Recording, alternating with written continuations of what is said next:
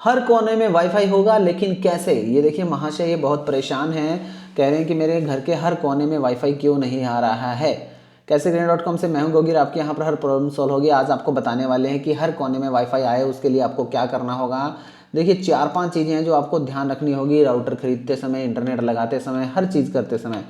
तो देखिए मैं आपको अगर बताऊँ 1 सेकंड, तो ये देखिए ये 5 चीज़ें जो अगर आपने ध्यान नहीं रखी तो आपके घर में नेटवर्क कम हो सकता है। Wifi wall penetration.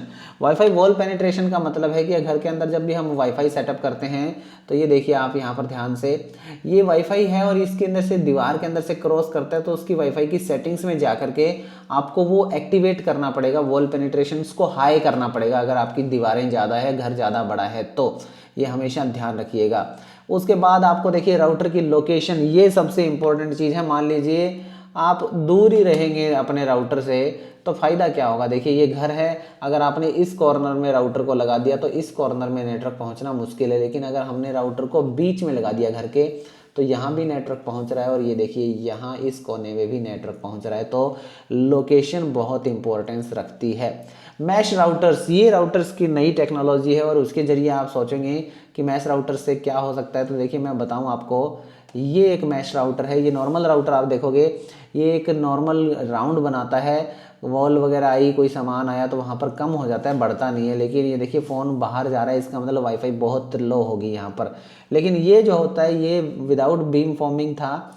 ये बीम फॉर्मिंग यानी मैश राउटर है। इसमें क्या रहता है कि आपका या फ़ोन यहाँ पर ज़्यादा यूज़ होता है, यहाँ पर आपने कंप्यूटर लैपटॉप कुछ भी लगाया है तो ये उधर बीम फॉर्म कर देगा, जहाँ पर नहीं यूज़ हो रहा है वहाँ पर नेटवर्क कम कर देगा।